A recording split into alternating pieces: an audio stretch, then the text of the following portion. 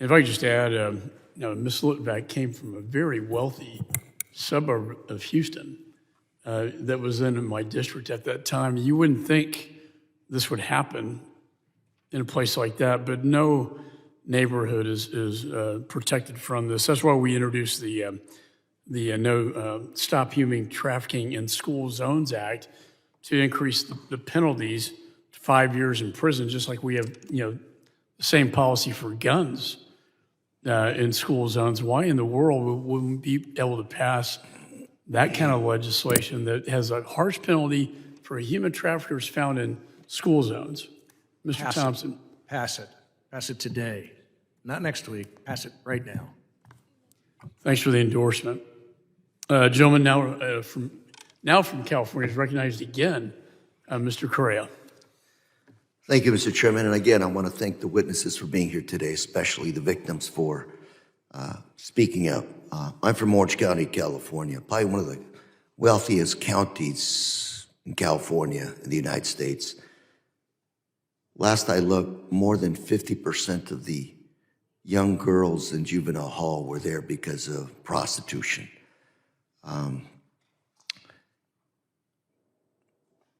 I'm hearing you say this is a demand business. I also hear you say 1/3 of the men arrested were released within days of being arrested. Is that correct? I'm hearing that maybe the laws are there, or are they not? Do we need stronger laws to shame these individuals so that their community knows that they are actually having sex with underage children? Is that what we need to do? Please. Well, I'm not sure if you followed what happened in California, but it was actually very difficult to get felony accountability for buyers of child sex. So this was a huge battle in California. We ended up finally coming to a compromise where, there was a 3-year differential, but this was very difficult. And in our buyers on mass. You wonder, you have to come to a compromise. Yeah. To move ahead with prosecuting these individuals. Sex crimes are the most underreported crimes there are in society today. And I hear some of you saying we need to wait for data. I don't think we need to wait for data. We know what the hell is going on, okay? Sex slavery. We need to do everything in our disposal to stop this. We're 6 months away from the FIFA World Cup events here in the United States. And to think that we're heading in this direction, do we need to activate volunteer groups, see something, say something, and make sure that we tell these Johns, don't even think about it, because we are going to be going after you. We're going to make sure we arrest you. Your names are going to be publicly displayed. Give me some advice. I want some ideas. What do we do to go after these individuals? So there's multi-pronged things we can do, but I want to first say to Megan's point, and she talked about the traffickers. There was a report by Shared Hope that looked at 134 cases of men buying sex from minors, and 26% served no time, and 69% of those that got sentences had them suspended.